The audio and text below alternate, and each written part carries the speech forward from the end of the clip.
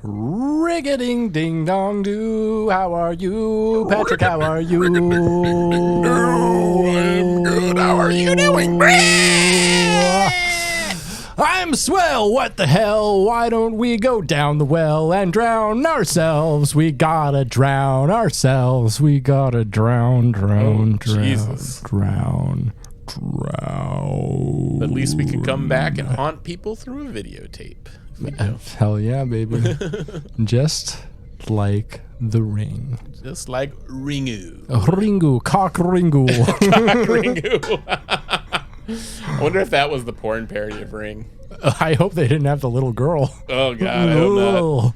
No, they'll do what they always do. Like, just Lolita it up or put like it how in like the Flintstones one, they're like, Pebbles is now 18. Yeah. Why not? Why not? Yeah. That makes sense. Yeah. Yeah. So what's going on with the dong? You know. Dong.com. Hotdong.com. Hotdong.com. That's the only place I go for my pornography. Pornography? What?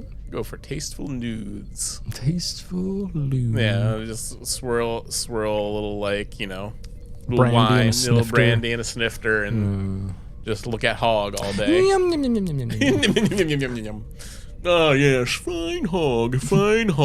Oh, indeed. Oh, look at that hog. Quite bulbous, isn't it? Right, bulbous, yes. Oh, look at A baby arm holding an apple, as they say. Oh, look at the veinage. Tis like a Snickers bar. Quite the tapestry of veins within that hog, I'd say. Yeah. Indeed. Reminds me of some of the smaller Jackson Pollocks, if you will. Yeah. Or the smaller Jackson Pollock, if we're being serious. Yeah, a pretty big hog. Yeah, nom. Yeah, yes, very big hog, yes. Which artists do we think have the biggest hogs? I think artists in general have big hogs. Bisquat probably had a big squat. Yeah, big old squatter. Big old squatter. Squat down on this, baby. It's a big squat. Who else? I think not Andy Warhol. I feel like Andy Warhol didn't. No. Picasso might have served some Yeah, I think Picasso, Yeah. Salvador Dali, maybe. Yeah, I could see that. He's got some BD. Yeah, I think he was also married multiple times, too, so that's typically behavior. Big dong behavior. Big dong behavior. Can't keep it out of anything. Yeah, right.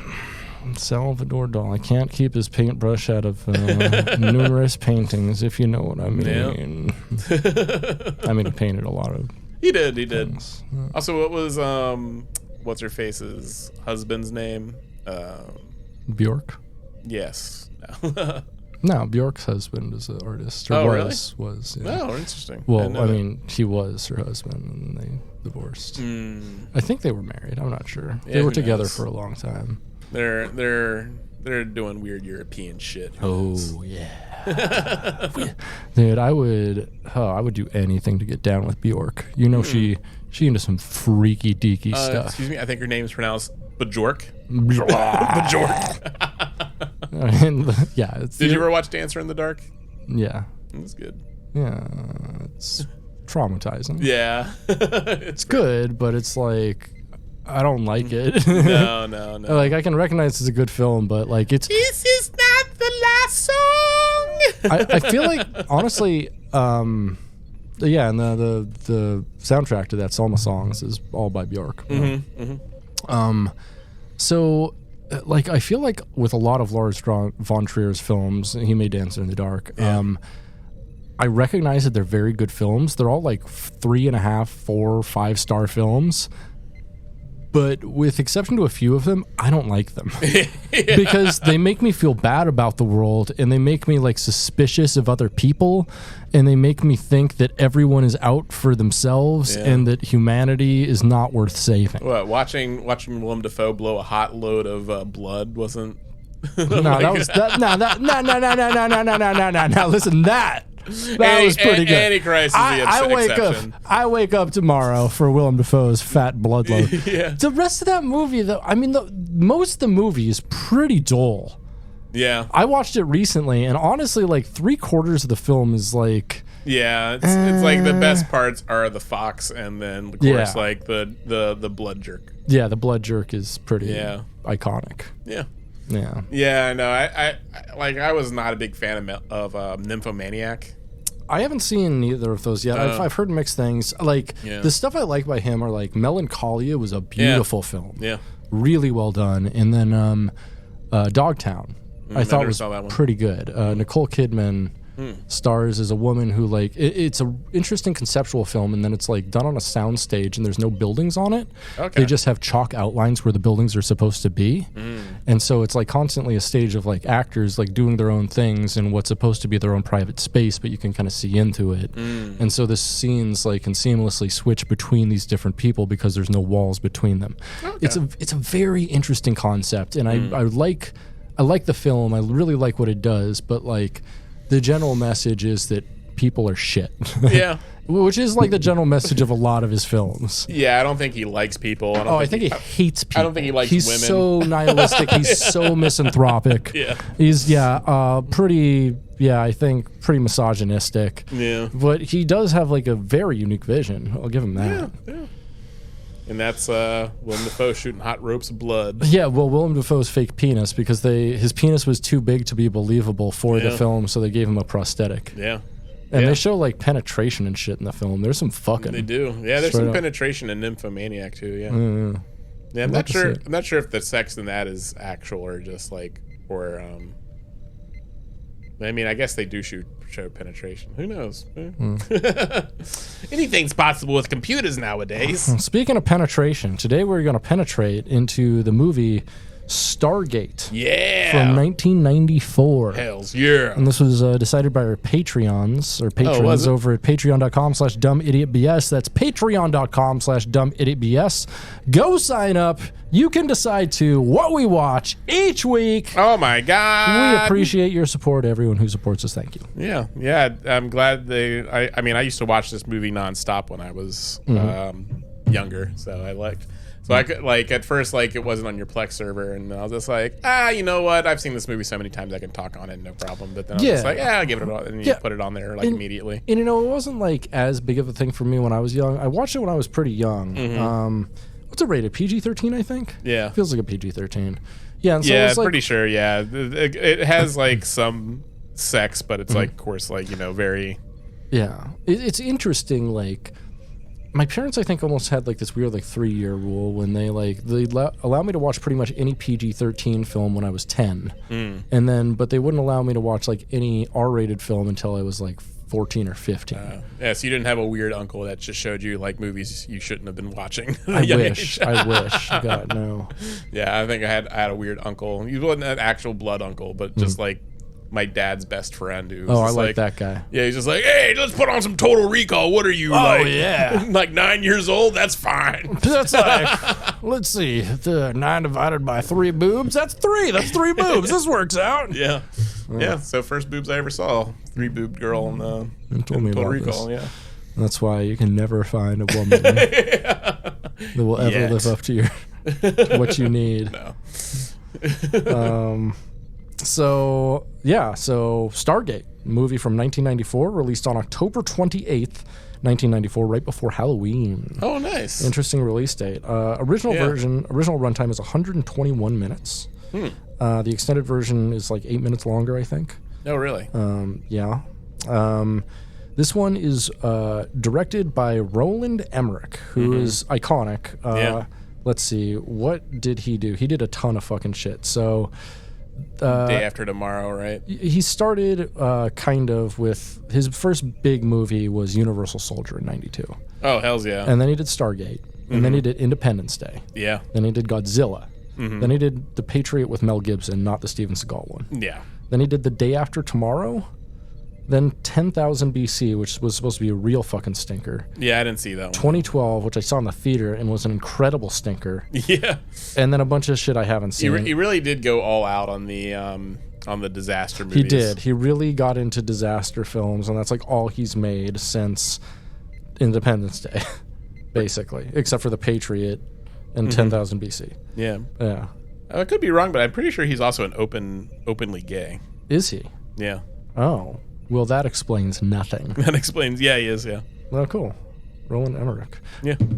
Roland Emmerich. Yeah, making some badass action films. We'd love to hear and that. some stinker disaster movies. Some real stinkers. So it was written by Emmerich and co-written by a guy named Dean Devlin. And Dean Devlin has a pretty interesting resume.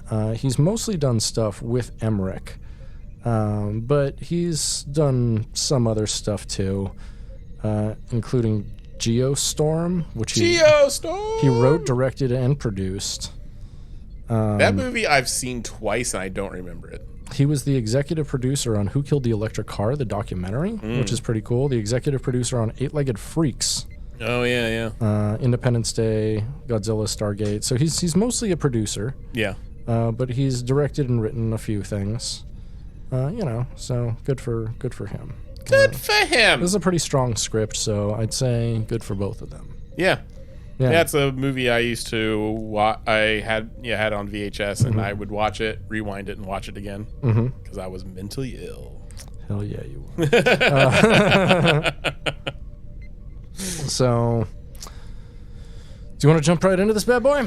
Yeah, why not? Okay, so in 1928, we are in Giza, Egypt, and we come upon a professor named Paul Langford and his daughter Catherine, and they discover some capstones engraved with Egyptian hieroglyphs and other markings. And from the very beginning of this film, like, the set pieces are fucking credible. Oh yeah. They are immersive. They bring you into the piece. They are vast. They look at little fucking details. They have so many extras in this film. That's what I do like about like a lot of 90s movies is they do use a lot of practical effects. And it does give a sense of like greater scale. Yeah, just like and grounding realism. Absolutely. That you don't have with a lot of movies now, just because they just rely too heavily on CGI, and there's always that like, the uncanny valley situation. Yeah, just the lack of real gravity. Yeah. Like, the situation cannot have gravity because the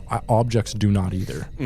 Yeah, and this uses a lot of miniatures, and I wouldn't say like all the miniatures look 100% great, but it's I don't know, the pyramid ones that they use as like the backdrop set in some of the stuff look fucking good. But like it still like gives you a sense that these are real objects that exist in a space, instead of just like this thing you feel could just like clip out, start clipping through something, Right. So yeah, I do love like a lot of 90s movies, especially like these early Roland Emmerich movies, where it definitely feels like you're there. Yeah. So yeah, maybe we should talk about the visual effects real quick. They were done by Jeff Kleiser and Kleiser Walzak Construction Company's visual effects team, and used 40 people to create the entire look of Stargate and all the props and effects. They used self-written image creation and compositing software, as well as commercial data packages to create the Stargate and the morphing helmets worn by Ra and the Horus guards and the cityscape of Nadaga. The morphing helmets were not true 3D, but 2D elements. And the explanation here is from Kleiser, and he says, you shoot the character without the headdress, you shoot the character with a headdress, and then you have to go in and create all these little sections that you would then wipe off to reveal. It had to match up. The two things had to match up. I think the cameras were moving as well. So it has some early, like, digital practical effects, like crossover stuff. Like photographic animation. Yeah. It sounds like that they were doing, which is interesting. I always wondered how they do that, because I was watching again, like that part always blew my mind when I was a kid. Like the things, because it looks so cool, and it still looks really good. And I was just like, oh yeah. But yeah, it makes sense that it's like almost an animation. So one interesting thing about this is it's one of the first films where they used a 3D storyboard, so that Roland Emmerich could try out different shooting angles before settling on one angle, which I think is pretty fucking interesting. Yeah, it's pretty cool. Yeah. Anyway, let's get back to the film. So, they discover the capstones with the Egyptian hieroglyphs. Beneath the stones, the professor discovers a large metallic ring of unknown origin and purpose.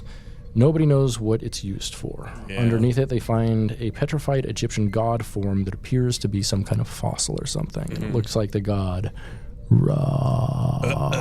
Ra, Siskoon Ba. Ra, Siskoon. Ra, Rasputin. Yes, absolutely. So, from the beginning, like, this film is very fucking well directed. Yeah. Like, I really appreciate its immersiveness, how smooth and tracking the camera is. Yeah. Like, honestly, like, as a technical feat, I think this is Roland Emmerich's best film. Yeah. Like, which is funny, because like reading like some behind the scenes stuff, like the principal cast did not want to work on this movie. Yeah. They all thought it was going to be a bad movie, but I think it stands up really well. I mean, it spawned like an entire Stargate franchise. Yeah, it did, with these same characters and everything. Yeah. So it's just like, I feel like this was an overwhelming success. Yeah, I mean, like, it was a success of the box office too. It made back almost 4 times its budget, which is pretty fucking good. Yeah, it was completely surprising, and also like, I mean, I think we're about to talk about it, but the music. The music is fucking great too. It is fucking phenomenal. So it's really strange too, because it was the composer. All the music's done by a guy named Dave Arnold, who has gone on to just do a whole bunch of scores. Actually, you should. Would you mind looking up what he's done? Because I'm gonna. He did Independence Day. Okay. Because this because he was just like, he was working at a clerk. Yeah, at a video store. Yeah, and he's just like, and he's like one of those guys, you know, work at record stores. We're just like, you know, I'm working on my own stuff, and you're just like, okay. But he's like working on this. He's fucking working on this fucking, and this fucking soundtrack slaps so hard. It does. It is a. It gives a big. Yeah, it gives like a big motion picture feel. Yeah, like. It's it's fucking like, badass. It could have been done by Jerry Goldsmith, I'll be honest. Yeah. It's very big. It's very, like, romantic influenced, you know, very, like, Wagnerian, kind of very bombastic and big. But it fucking rocks. I fucking love this. Yeah, and, like, this because of, like, how much he just, like, killed this soundtrack. He went and did, he did both Independence Day and Godzilla with Emmerich. Makes sense. Well, whose soundtrack slap? The soundtrack slap. Yeah. So, let's go back to the movie here. Yeah. So, flash forward to 1994, and the credits are now playing. Hey, Stargate. Guess what is a Stargate? I love the credits, opening credits scene. It's just like the slow pan across like this thing. You wonder what it is, and it's like Ra's mask. Hell yeah. It's sick. So from the beginning, we can't. So flash forward to 1994, and Catherine invites Egyptologist and linguist Daniel Jackson, PhD, played by James Spader, to translate the hieroglyphs. And I like how it opens on him, like you would think like he's giving some sort of like white supremacist style like speech. He's like, the Egyptians did not create the pyramids. Like he's doing like the ancient aliens thing. Yeah. Because like, white people couldn't build the pyramids. Like that means no one did. So he's he's giving like a very like poor argument to a group of people, and so everyone leaves, like rightfully. Yeah, like they're like, man, I'm not putting up with this racist shit, and they walk out. But then this German woman who doesn't say what she was doing during the time during the 30s and 40s. Yeah, strangely are enough. Your parents Argentinian? Perhaps. yeah. Somehow, like we entirely skip over that period of her life, and she is totally without any sort of back history of any kind. And then she sees some interest in James Spader's, people of Africa did not build the pyramids type thing. Oh, I like what you're saying, young man. Yeah, why don't you tell me more about how those dark people didn't accomplish anything? I have a group of people we meet every once in a while. We have a bonfire. Why don't you meet with us? Oh, you have to wear white, though. You have to wear white. It's a white party. Do. So after the speech, Professor Jackson is picked up in a car with a mysterious woman who offers him a translation job for the mysterious stones we saw earlier. And he's like, translation job, all right. And he starts to go down in her lap. He's like, no. But you had a single rose. I thought that's what you meant. Yeah, I thought that was code word for use my tongue. Well, all right, you're offering, youngie. So the capstones and mysterious ring are now part of a U.S. Air Force classified project overseen by Special Operations Colonel Jack O'Neill, played by none other than Kurt motherfucking Russell. And I love how in this scene it's just like he enters and like his wife's fucking pissed. And he's sitting in his kid's room just holding a gun and looking at his dead kid's pictures. And the military guys come in and he hides the gun underneath the pillow. Yeah. And then they underneath his dead son's pillow. And then they're like, man, what happened to that guy? His son shot himself. Yeah, it's just like, what are you doing? Great idea. Just keep that gun in the house. Yeah. He's like, it's the only thing I have to remember him by. Well, he kept his gun under the pillow, so I'm just going to put it back where I found it. So it's like, oh my God. Why would you bring a gun into the kid's bedroom after the kid shot himself? That's so funny. Yeah. It's incredible work. It's amazing. It is like military guy mindset though. Yeah. And I kind of feel at this point, also it shows him with long hair. I kind of feel like him and James Spader probably were wearing the same wig. Yeah, because he gets his hair cut later, and James Spader's hair grows longer, I think. Yeah, and I'm pretty sure James Spader was bald at this point. I could be wrong. Who knows? But who knows? It's a very bad hair. It's a terrible hair. Yeah, so I hate his hair throughout this entire thing. He kind of looks like the kid from Jerry Maguire or some shit, or no, the kid from The Sixth Sense. Yeah. Like with his hair just all drooped over his eyes. Oh, it's terrible. Yeah, it's terrible. But he's a professor, That's what professors and it does make him look very young and goofy. It does, yeah. And I feel like they could have, in his character in SG-1, they make him more of a Chad. He is definitely more of a Chad. He's more of a handsome dude, and he's more a handsome captain. And they don't give him like dipshit hair. Definitely not. So, the Air Force tells Jack O'Neill, played by Kurt Russell, that he's been reactivated and he has to go back to work, presumably doing Air Force things. Yeah. Like covering up war crimes. At a Colorado military base, Jackson determines that the hieroglyphs refer to a Stargate, which uses constellations as spatial coordinates.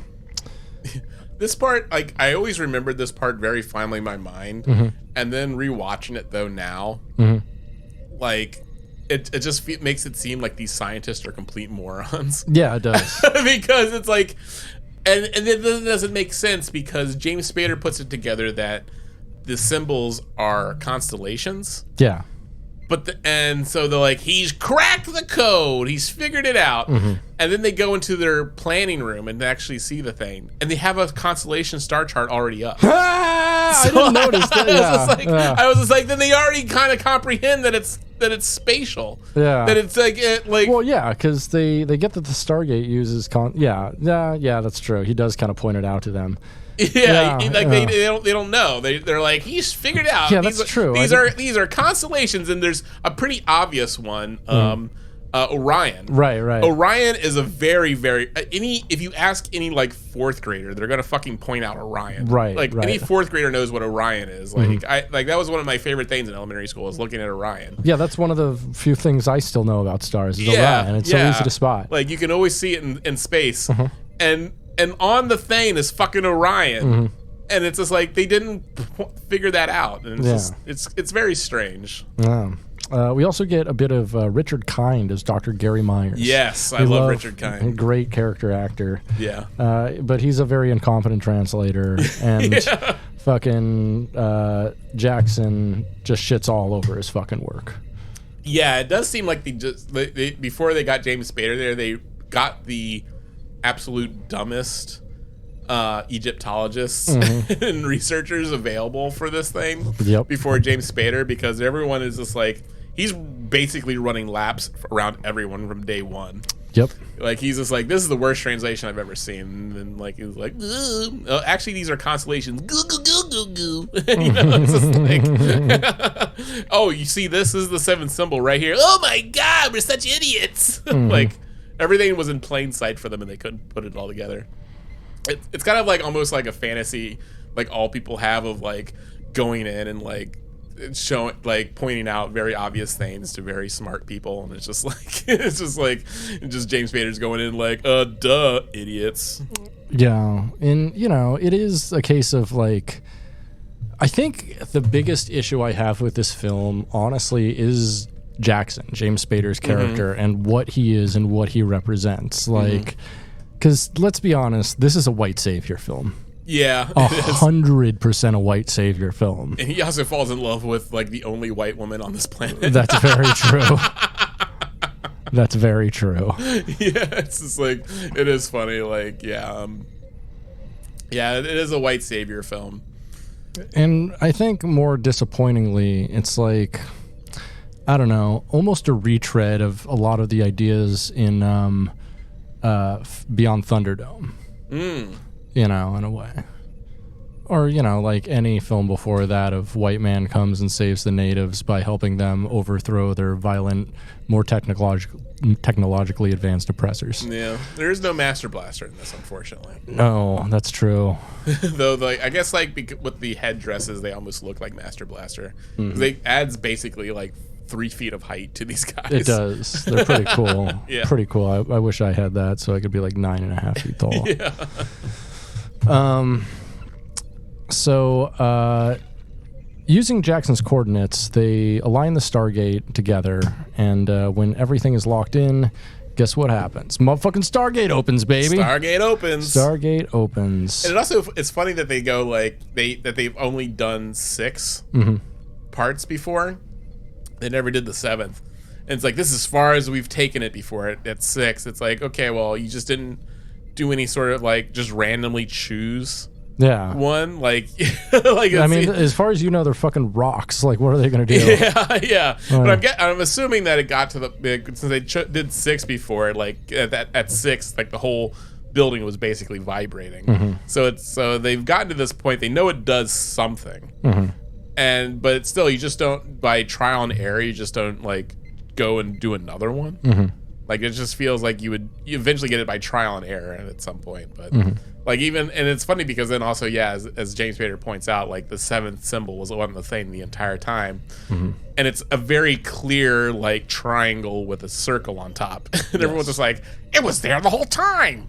And Richard Kind is like, oh my God, I didn't even see it there. It's just like, Richard Kind is so dumb in here, but he plays such a good dumb guy. He does play a dumb guy. He's too busy writing the Mentaculus. Like, I've got to go work on the Mentaculus. So Jackson then joins O'Neill and his team, who is comprised of Porro, Riley, Freeman, Brown, Ferretti, and Kowalski, as they pass through the wormhole. They just got everyone from every single sort of. Yeah, it was definitely the Rainbow Crew. Yeah, Rainbow Crew. They got like everyone of every background except any gay people. Yeah, I don't know. Well, maybe a lesbian. Maybe Ferretti. French Stewart does have some pretty bisexual vibes. Yeah, he's pretty twinkish. He is. Yeah. I mean, yeah. And plus, like, yeah, you're bringing like an Italian and a Polak with you. It's just like, ooh. Yeah, you're asking for pierogies and gnocchi, baby. Pierogies and gnocchi. Yeah. I mean, what else we got here? So we got Brown, Freeman, and Riley, which I assume are going to be Irish. English, Irish. Yeah. Porro, probably Spanish, but yeah, Kowalski. We definitely got a Polak in the mix there. Ferretti is definitely going to be an Italian, which is like, although his name is French Stewart and he's playing an Italian, how do you think the French feel about that? He's not Italian Stewart. I don't think he's French either. Oh no. Yeah. I mean, I am British actually. Yeah. Oh.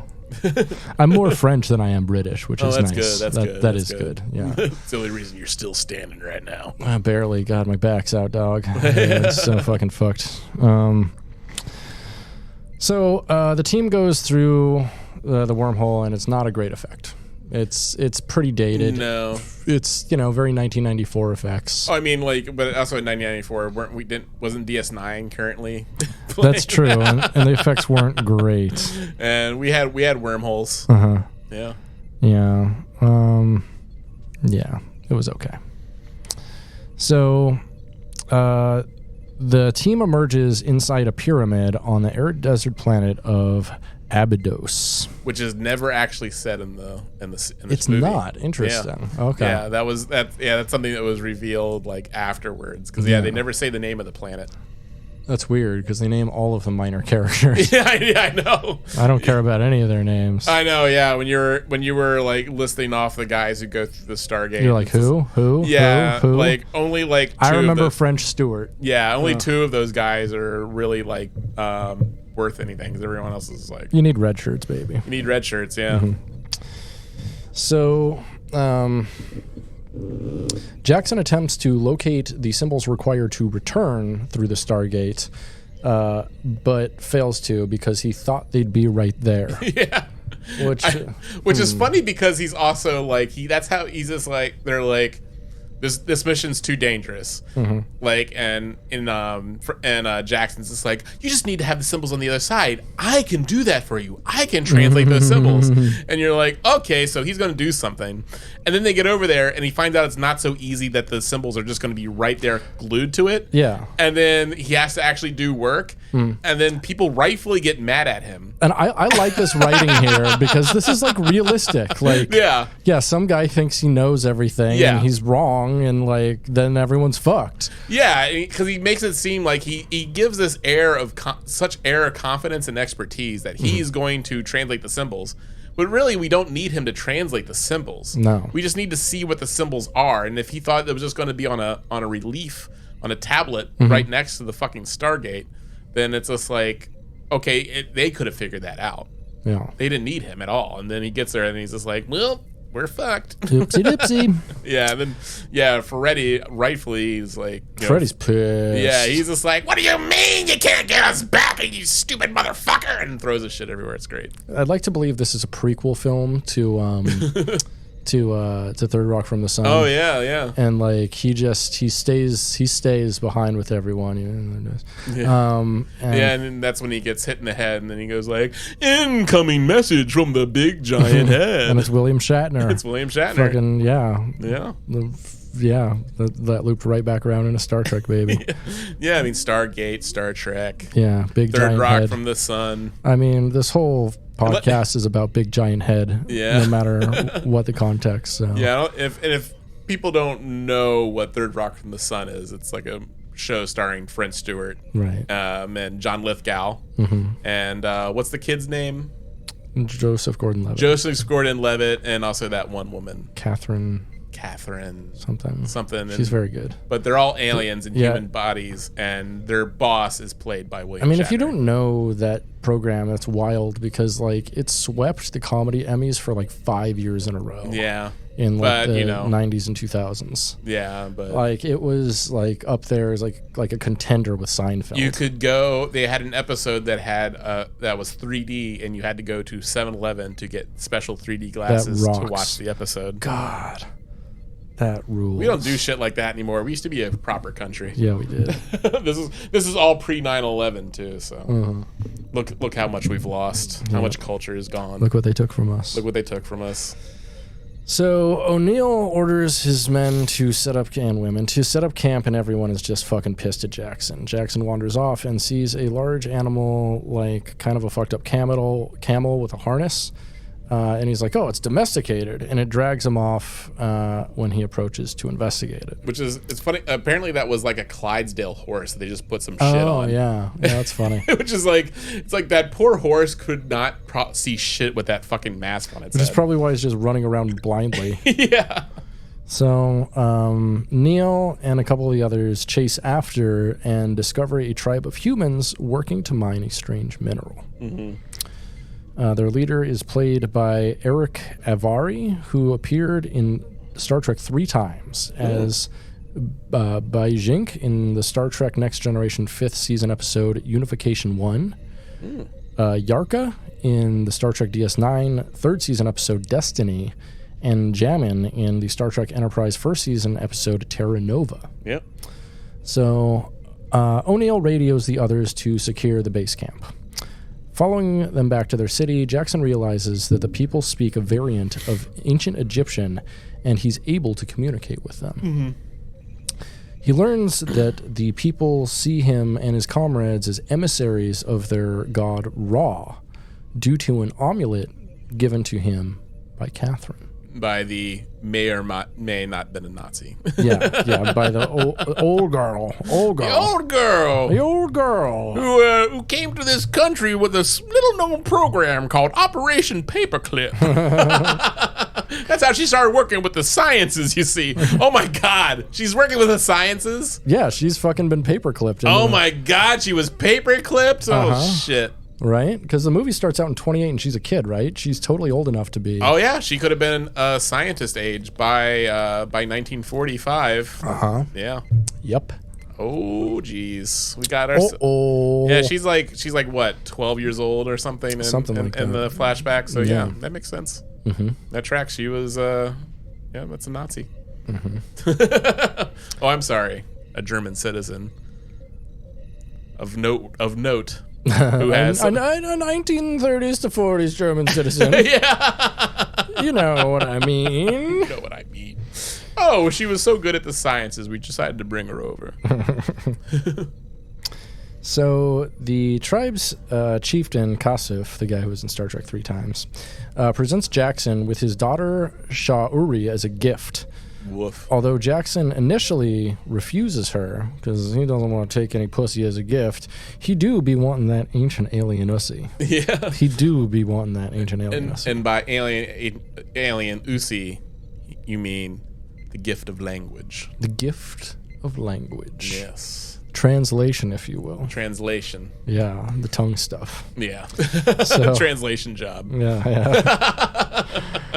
O'Neill befriends Kasuf's teenage son Shakara and his friends, or Skara and his friends. Mm-hmm. That night, Ra's ship lands atop the pyramid structure, and Ra's soldiers capture Ferretti and Freeman while killing 2 of the others, whose names I don't remember. I think it must have been, I don't know, Riley and someone else, maybe Poro. Yeah. By process of elimination. It doesn't matter. Yeah, so through hidden markings and discussions with the tribe, Jackson eventually learns that Ra is an alien being who came to Earth during the ancient Egyptian period to possess human bodies to extend his own life. Mm-hmm. Kind of like the Matrix. Oh, yeah. Yeah, that's right. We didn't mention the shot in the beginning where it shows them landing.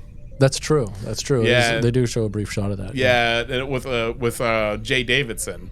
Yeah. Who is really only unknown for one other movie, The Crying Game. Really? Okay. You never saw The Crying Game? No. Oh, I make references to it all the time, but Jay Davidson is Dill, the person central to the whole controversy behind The Crying Game. If you haven't seen The Crying Game, go watch The Crying Game. Okay.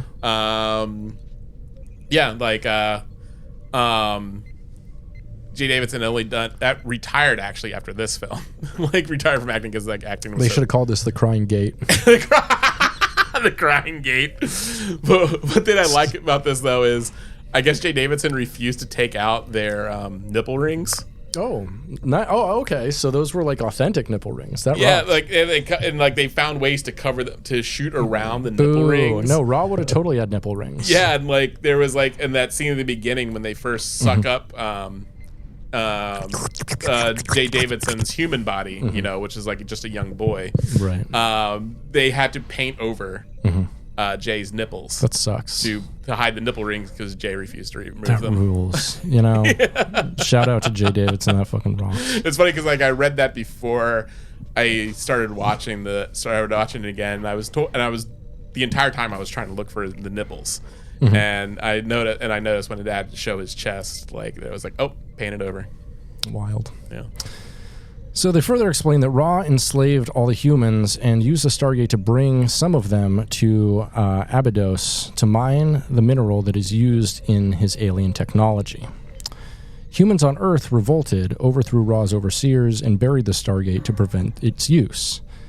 Jackson comes across a cartouche containing 6 of the 7 symbols for the Stargate to reopen, but the 7th has been broken off and worn away. Do they even have a way back?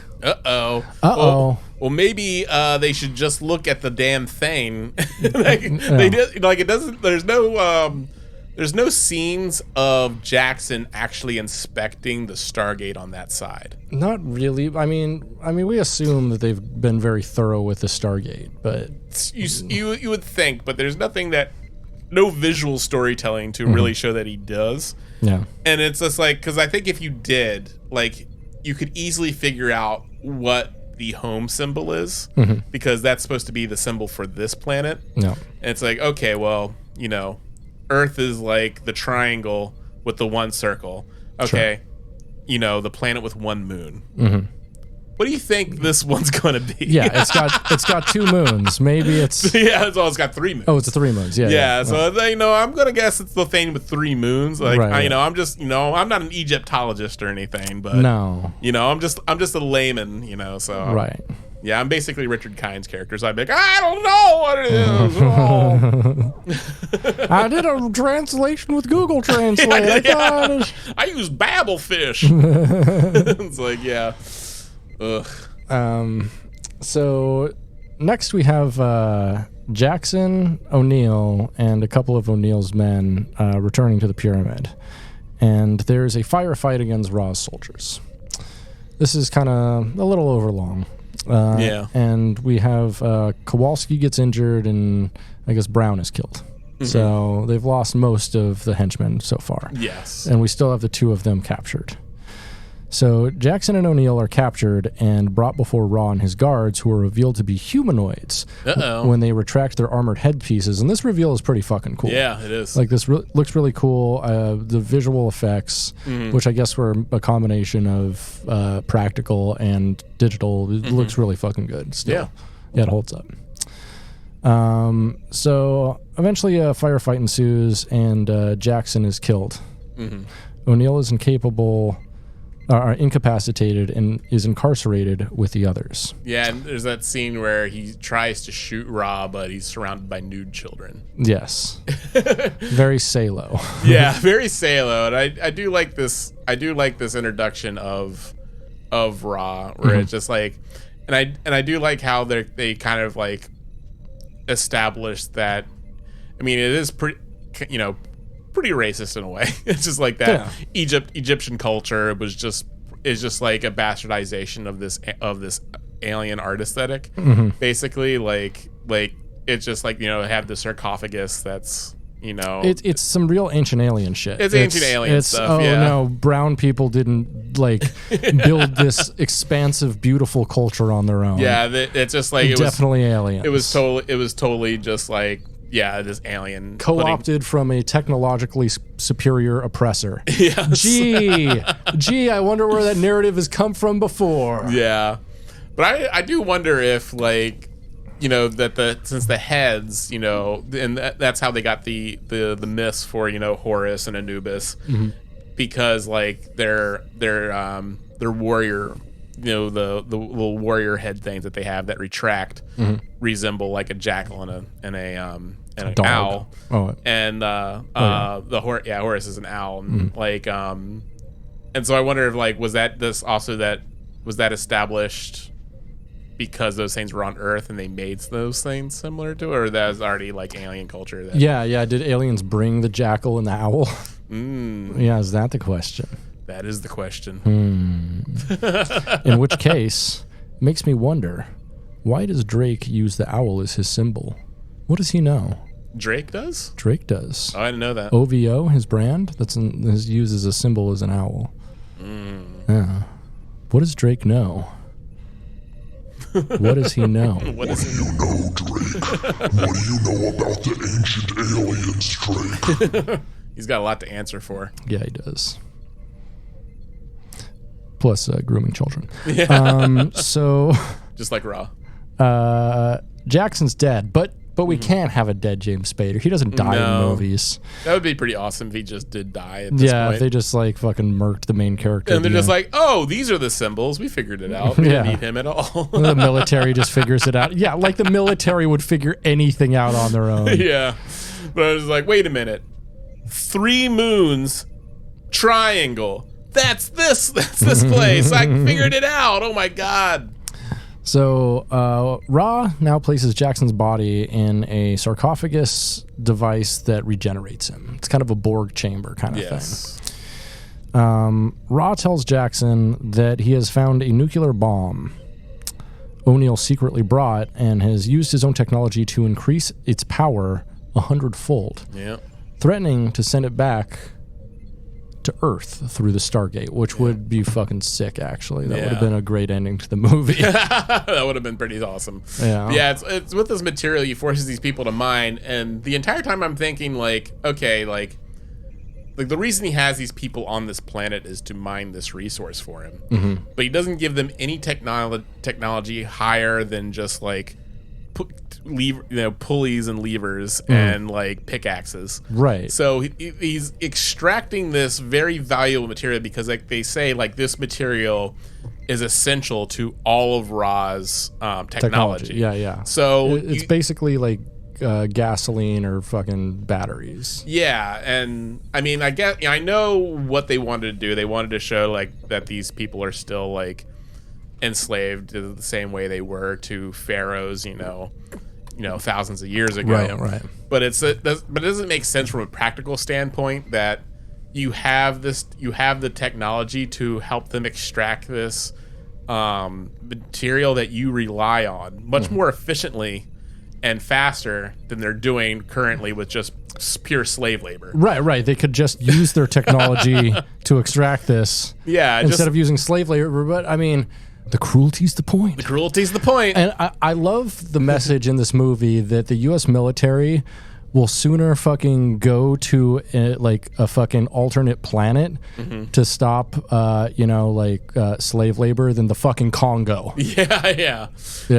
Also, that's also very unrealistic that they go to a planet rich in natural resources with a and they don't bring the military back. They don't, and also they're just like, well, we have to stop going to this planet. They're really like, yeah, the locals are not armed. They don't have we can take care of them. Let's send over some F-15s. Let's send over some. Let's export some democracy. It's time to export some motherfucking democracy. Yeah, exactly. They'd be there. They'd take out Ra and then just be like. They'd be like, oh, thank you, Americans. You have freed us. And then it's like, oh. think you might want to get right back into those fucking mines. I think your workday just increased by 2 hours. Now dig. Yeah, it's this like very unrealistic depiction of the U.S. military. Yeah, especially in the mid 90s. This was made in 1994. Yeah, like peacetime military, but like we're still like 2 years out from fucking Desert Storm. Yeah, Yeah, like they're already like they're writing up the plans for 9/11 right now. Yeah, right. Fucking Cheney and Osama bin Laden are sitting in a fucking room somewhere, fucking going over details at this moment. It's like the NWA movie where it shows them like shows Snoop Dogg writing, and Snoop Dogg and Dre writing music, and it's actually just like Cheney and bin Laden just like by a piano, just like cooking, just like 9/11, motherfucker, we're figuring it out. Man, I know they motherfucking cooking. I know they're cooking in there. Oh man, why do these two look like they're about to drop the hottest terrorist attack of the year? Yeah. So, Ra orders the human tribe to watch as he prepares to force Jackson to execute the others to demonstrate his power, and he gives him this cool like electric rod thing. Yeah, that thing's awesome. Yeah, it's a really cool weapon. It's a good use of like prop design with like decent CGI. It's not like too much. It's a very memorable weapon. Like it's we do get to see it used a lot in SG-1, and stuff like that. And this also came with like all of the Stargate toys. Yeah. Like I had a couple of the Stargate toys, and this definitely came with all of them. That's sick as fuck. Yeah. Yeah, like it's a very cool weapon. It's up there in cool sci-fi weapons, I think. Absolutely. I mean, it's no Batleth. But it's no Batleth, no. It's no lightsaber, but it is still pretty cool. Yeah. It's definitely top 50. Maybe top 20. Yeah, maybe top 20. Maybe top 20. So Skara from the tribe, the guy's son, and his friends create a diversion that allows Jackson, O'Neill, Ferretti, and the other one who was injured, Kowalski, I think, to escape. So French Stewart is free. No, he's free. He's free. He's free. And then French Stewart alert. But then Freeman is killed. So yeah, so many deaths, so many red shirts. So many needless deaths. So they flee to the nearby caves to hide from Ra. Skara and his friends celebrate, and Skara draws a sign of victory on a wall, which Jackson recognizes as the final symbol in the Stargate, the seventh symbol. Wait a minute. 3 moons. Oh, fuck. That's right. God, it's so easy. I know it. It is really easy. Like Jackson, it's hard to really think that Jackson is actually as smart as he says he is when he just keeps doing he's like doing slam dunks on one of those little child basketball hoops. It's like one that he's already standing like 2 feet above. Yeah, and he's just like doing it to a child too. Yeah, and he's just doing dunking over and over. Yeah, windmill dunks in it, and it's just like he's like I'm fucking killing it. Unstoppable. Fucking unstoppable. God damn it. So O'Neill and his remaining men aid Skara in overthrowing the remaining overseers, and then they launch an attack on Ra. And this is a pretty cool fight here. Ra sends out a bunch of fighter ships against the humans while he orders his ship to depart. And his ship is the pyramid. Yeah. It's a giant pyramid. It's pretty fucking sick. That's pretty sick. The humans outside run out of ammunition and are forced to surrender to the fighter ship's pilots. But the rest of the tribe, seeing that their false gods are actually human, rebel against the guards and overthrow them. Also, we see the one kid's friend die, the one with the unibrow who's a big doofus. We see him get blown up. Yeah. It's kind of sad. Yeah, it is sad. Yep, Shari's killed, but Jackson takes her body and sneaks aboard Ra's ship using a teleportation system, so the love interest killed. Yeah, this is also just showing that Jackson is an idiot, because Kurt Russell's just like, all right, Jackson, we got 7 minutes. Can you translate this in time? And then he's just like, actually, I'm just going to go up to the sarcophagus. So sorry. Yeah, I gotta bring back my girlfriend. Yeah, and then we can die together. Yeah, which we really haven't worked out whether or not this is an entirely consensual relationship because she was gifted to him. She was gifted to me. And at first he's like, no, this isn't cool, and then later he's like, but maybe. Yeah, it's like, but then again, I think it's love now. Yeah, and it's really just Stockholm syndrome. Yeah. She's like gotten used to him, and she's like, at least he doesn't hit me. They establish in their culture if he rejects her, she's kind of considered like a pariah. So it's just like he's like, well, I guess I have to have sex with you now. It's like in our culture, if a man rejects the bride as a gift, we call her stank pussy. No, but he's so in love with his, possible possibly consensual relationship. Yeah. Mm. So even though they're a nuclear bomb that's been augmented to be 100 times more powerful, which is also insane because he knows at this point it has it's been the power has been multiplied by 100, and he's become friends with these people. These people are all going to die if he detonates this thing. Yeah, not just him, because because it's constantly selling it as like this is like a noble sacrifice by Kurt Russell. But that thing's already set to explode and destroy the world. It's just going to destroy this one and everyone on this planet. Pretty cool. Pretty cool of them. But he's just like trying to save James Spader for some reason. Weird. It's almost like he's just like a white savior. Yeah. And then James Spader doesn't seem to stop him at any point. No. James Spader is just like, yep, you gotta do what you gotta do. At no point he's just like, no, you're going to kill the people here as well. Don't do that, Kurt Russell. And he's just like, oh well. Yep. So Jackson places Saori in the he places her in the regeneration sarcophagus, and she recovers. Which is like, he also doesn't know how long it takes.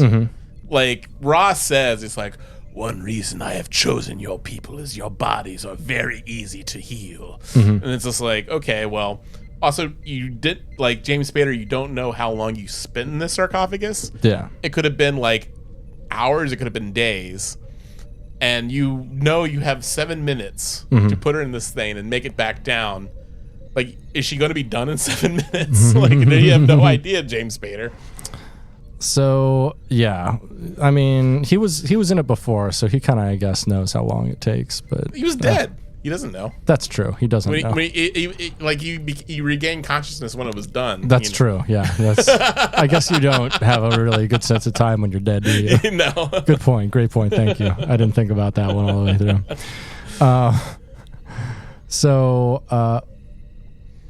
Where are we? Okay, so Jackson places Shuri in the device, and she recovers, but Raw discovers them and attempts to kill Jackson. Meanwhile, with O'Neill, he activates the teleportation system, killing Anubis and allowing Jackson and Shuri to escape the ship. And O'Neill here has an awesome line, and he says, say hi to King Tut for me, asshole. It's like my favorite line in the entire film. That fucking line ripped. And then he causes a transporter accident. Yeah, it's so fucking like a sick. Terrifying transporter accident. Yeah. Say hi to King Tut for me, asshole. I'm going to say that to somebody just on the street. Say hi to King Tut for me, asshole. You can only say it to a white man. Yeah, of course. Yeah. But then he's just going to be like, what? I'm Egyptian, like Rami Malek. Yeah. I am Rami Malek. I'm terribly sorry for my mistake. So O'Neill and Jackson now teleport the bomb to Ra's ship to try to kill him. And the bomb goes off. O'Neill and Jackson escape the ship, and the bomb blows up, killing Ra. With the humans freed, the remaining team who's alive, which is O'Neill, Kowalski, and Ferretti. Fucking French Stewart survived, baby. Yeah, they saved the Italian and the Polak of all people. Bad call. Bad call. They all return to Earth while Jackson chooses to stay behind with Sha'uri and the others. Boom, the end. bada bing, bada boom. Which is like funny because like also during this, like, you know, James Spader had his bride, you know, his bride against her will. Right. Arranged marriage. And O'Neill had his relationship with the dopey kid. Right. And, you know, it's kind of What kind of relationship do you think that was? Well, I think it was him. Do you think it was predatory? It was him filling the role. Oh, it was him filling something, all right. of his dead son. Like, it was him, like, which is, yeah, he's like, stay away from guns now. Stay away from guns, yeah, there's the whole thing, like, where he's just like, get those guns out of your hands. Yeah. But, like, I don't know, I was kind of expecting the kid to go back with Kurt Russell. Yeah, I was expecting that a little too, but he still had, like, a family there, right? Yeah, he had his family. So yeah, but they still got the Stargate. They can visit anytime. Anytime? I hope not. Yeah, You're just going to keep that open? You're just going to keep that open there? And I do like how their argument to bringing these people here, because like at one point they're like, you know, we need to bring everybody back with us. Yeah. And then I think Kowalski says like, and where are we going to put them? And it's like just saying like, oh no, we can't have this level of illegal immigration or something. Right? It's just like, no, okay, so you're not gonna bring these people who live on a fucking desert planet, in a desert planet with no resources except this. It's also like it's insane because like they're sitting on this like, you know, this resource that's only being accessed by Americans through the Stargate. Mm-hmm. You know, that's something that's probably way more valuable than oil. Right. And they're just going to be like, well, have fun. Yeah. It's just kind of like, America would never do that. America would never. Never. Like, even like if they thought there was going to be a threat on this side, they would just be like, hold the phone. Are you saying rare mineral? Yeah. But yeah, it is funny. Like the desert tribe is a threat. They did a terrorist attack. They're did you see that? They're denying women rights. We gotta go give them some freedom. Instead, but yeah, they don't do two things. They don't offer to bring these people back to Earth because they are realistically from Earth originally anyway. Right. Or their ancestors were. Yeah, and two, the Americans don't see the value in this highly valuable mineral that only exists on this planet. And also, it's kind of strange to me that, like, I mean, maybe it makes sense because they're so mineral depleted and they don't, like, have many resources or anything, but, like, these humans have presumably been here since ancient Egypt, so, like, 3,000 years. Mm-hmm. And they're still just, like, a very small tribe of people. Yeah, you think, like, they would... I mean, that could be part of just like the fact that they don't have many resources and they're controlled by a violent, oppressive force. Yeah, like he could just be killing them off. But wouldn't he want more slaves? Yeah, that's the reason you bought slaves in the days to like breed slaves and make new slaves. Yeah, it wouldn't make sense that they didn't have more of a population, but yeah, it could be like the fact that resources are so scarce. Because it only seemed like there was like 100,000 people at most. Oh, way less than that, I think. Yeah. I mean, their standing army was like 1,000, which is if that's like all of the like young men, then maybe like 5,000 people or something. Like it can't be that big. Yeah, that's true. Yeah, so why not bring them back to Earth? But yeah, I guess is the point. But I mean, there could be. I mean, we're only seeing one part of this planet, so it's just like there could be. Like, this could just be the Egypt part of the planet. Yeah, and there could be on the other side of the Mediterranean. Yeah, the Greek part of the planet. Oh God. Yes, we also have an ancient civilization that influenced the Greeks, and it's just a bunch of aliens touching little children. They just have really long fingers. We've developed it for the bottles. And they're covered in hair. We're the kid touchers. That's what they should have made Stargate sequels where they just go like every fucking ancient civilization was built by like aliens, but a different type of funny alien. Yeah, I think and that's G1. They just have like Ra's race, the Goa'uld or wherever they're called. Goa'uld. No. Goa'uld.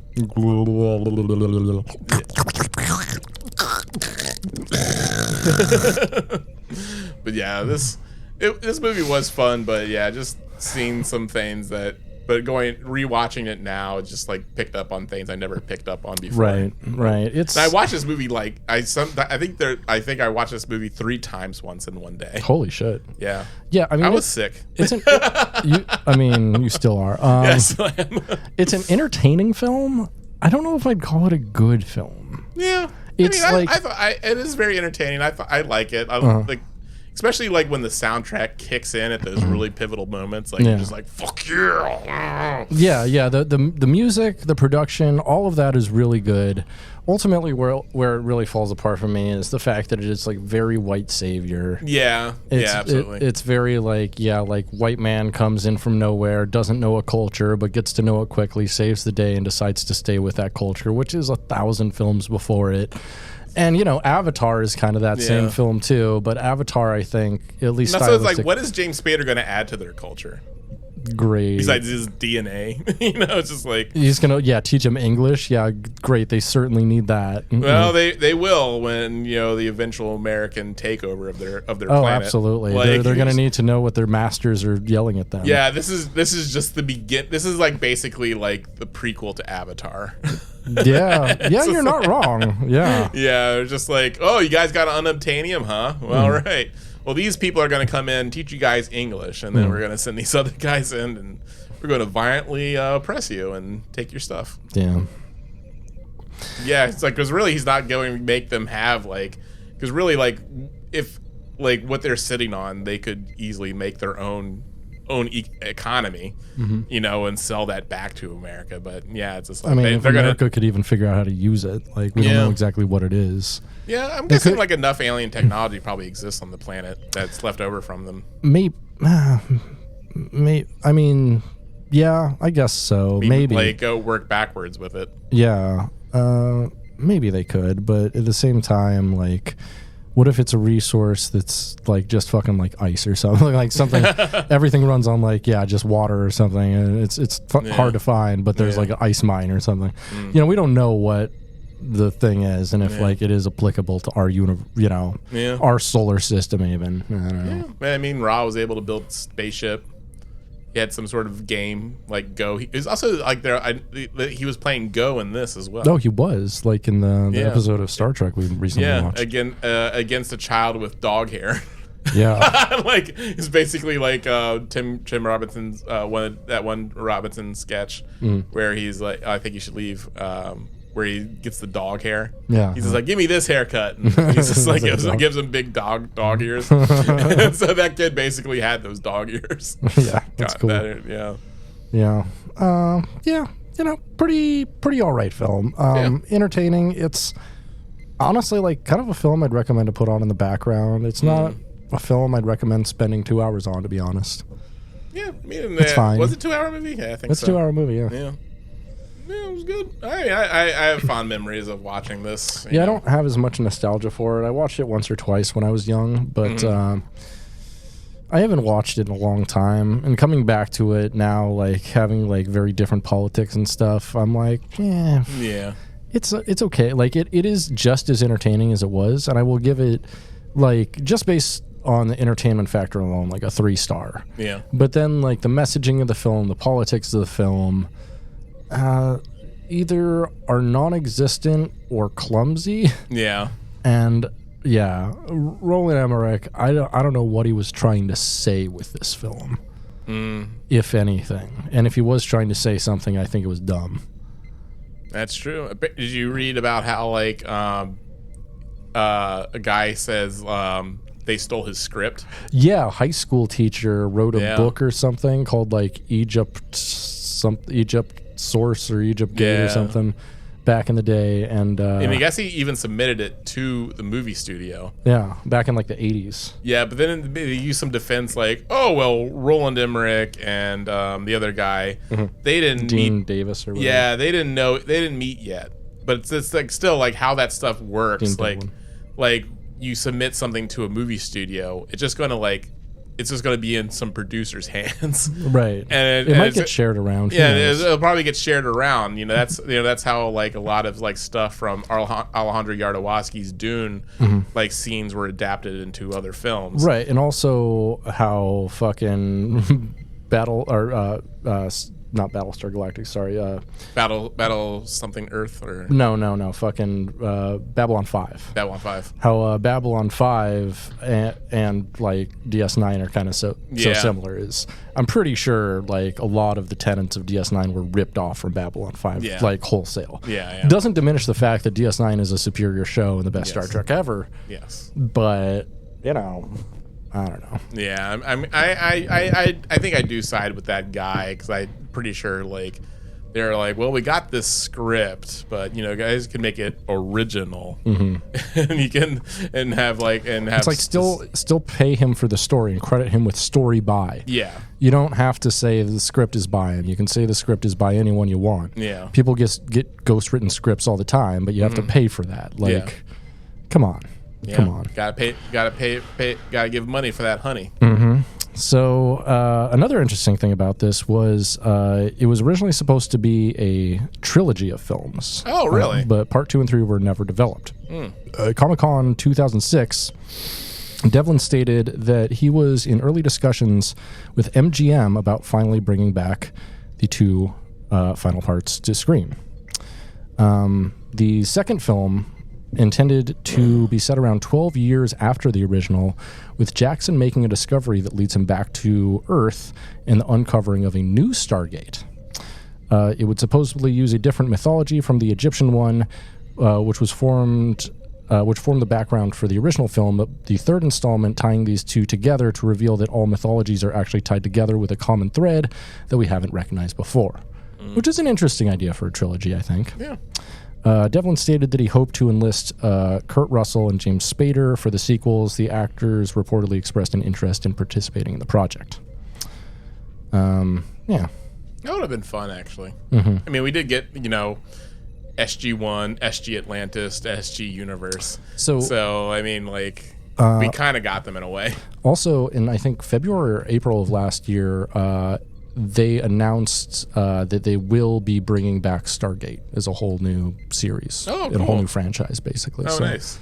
They haven't announced any specific projects yet, I don't think, but I don't know. I'd be down for more Stargate material. I like Stargate as a universe. Stargate SG-1 is better, I think, than Stargate the movie in general. Yeah. So, I don't know. Yeah, and then, it's funny how the 90s were such a good time for, like, opening sci-fi movies, opening portals to different places. We had like Deep Space Nine. We had Donnie Darko. Sliders. True. Sliders was very popular. Got Stargate SG-1. Yeah. What does SG stand for? Stargate. Oh. Suicide Girls. So it's Stargate 1? Yeah, Stargate 1. I don't like that. No, Stargate Suicide Girls 1. Yeah, I like that. I like that a lot better. God, Suicide Girls ruined me, man. Is that even still a thing? I'm sure it is. All that old school pornography stuff is still around. Like, just in different ways. Yeah. Yeah. Yeah. Enough feel like probably got, society moved on from it. No, I could be wrong. I haven't. I haven't moved on from Suicide Girls. Yeah, you're still in 2003. Yeah. I'm 2000 and late. I can't tell. I don't know what to 2008. What year was it? I don't remember. Yeah, I'm 2000 and late. Yeah, 2000 late. 2000 and late. Yeah. Yeah. So this movie's all right. It's fine. Music fucking slaps. Yeah, is a production. It is a very good production. Everything still holds up, especially for a sci-fi film from the 90s where a lot of stuff doesn't hold up. Yeah. I'd say, most of the practical effects. The going through the actual Stargate didn't look great. No. Which you only see twice in the film, once in the middle and once at the very end. Yeah, I did like the effect with the water. Like, it looked, because, like, obviously they just took a cup, swirled the water around, and then just like put it on its side, and that was like the effect. And I kind of like that kind of stuff because it's kind of how they did like the transporter effect really in Star Trek. Like they just had like a glass filled with glitter.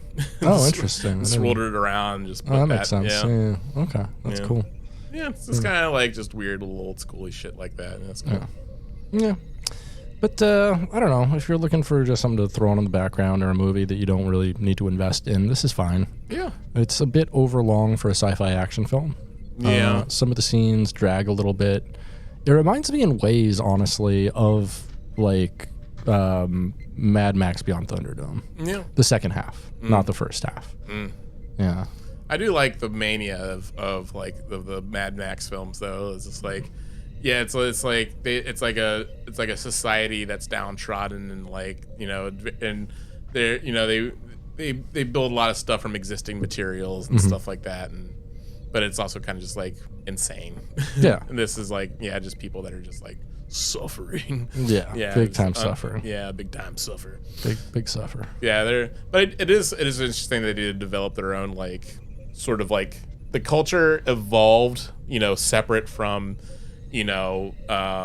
Egyptians in our world, and you kind of see how, but it didn't go too far. It's like it's always fun to see how it. Right, it's still super primitive. Yeah, and even though like it's been 3,000 years, like that's when difficulty James Spader has is like the language actually hasn't been spoken out loud. Like he can read it, but he can't speak it. Right, and so it's something he has to learn. But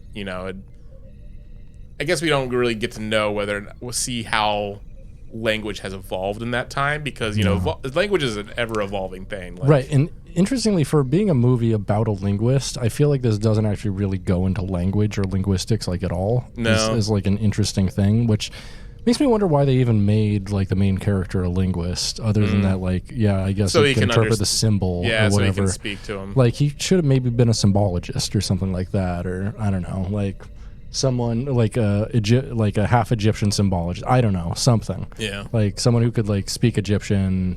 But it is funny as a linguist, like it initially introduces him. He's like an ancient alien truther. Right. It's just like yeah, right. That's what he's like teaching or giving a lecture on. Yeah. Which I feel like he's not qualified to do. Be talking about the pyramids because he's not like a fucking archaeologist or like a. I think he's technically isn't he like an Egyptologist? I think it's just a linguist who like studies Egypt, but he's like the full-on Egypt expert. Yeah, but he's a linguist. Yeah. So he's an expert on their language. But I mean, he's a linguist. He is really good at translating because obviously it showed like he's so much better at translating, which makes it funny. Like they just didn't call him from the beginning. If he is like the foremost translator of Egyptian symbols, why not get him instead of Richard Kind, who because he has a doctorate. Yeah, Richard Kind did like a hack job on that. He did. He just did a fucking Google Translate. Yeah, he's just like, and Babelfish, and I'm going to go to the coffee machine again. Yep. Yeah, he's just like he's Richard Kind's not doing anything, which is I respect that. I mean, why would he do anything now? Especially he's got that fucking Clooney money. Yeah, exactly. And also, it makes sense that he's just like also like maybe he actually disagrees with like what the U.S. military is doing, so he was purposely sabotaging. Sabotaging. Yeah, slowing down. That's actually a great protest. Is like slowing down things from the inside. Yeah, like purposely like misleading them, being like looking at these things that are obviously he already opened up the gate and he's like, oh, an oppressed people with resources.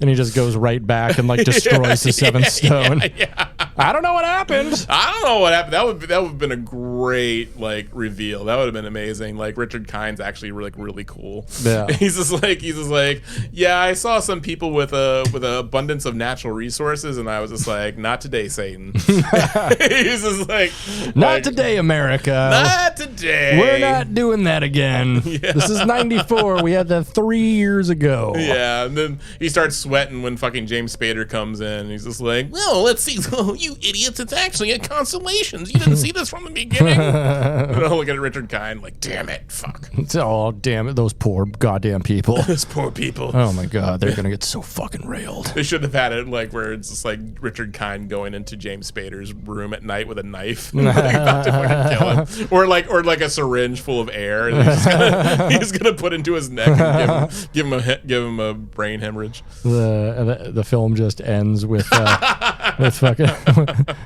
with O'Neill like being like, "Hey, can we fit an airplane through this thing?" Damn. Oh, they don't have any tall structures. Wait, what are Cheney and Bin Laden working on? Guys, I think we solved it. I'm gonna throw these planes into a building. Stargate did 9/11. Yeah.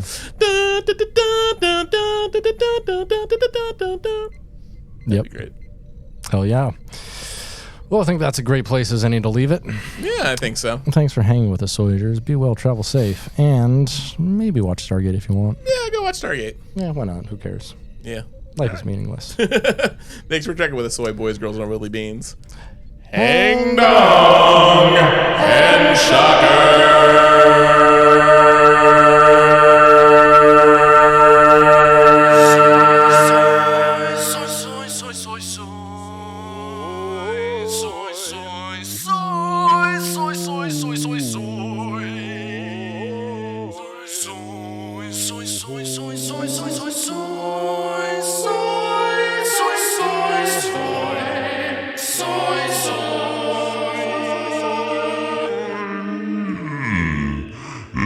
Step right. Everybody's coming.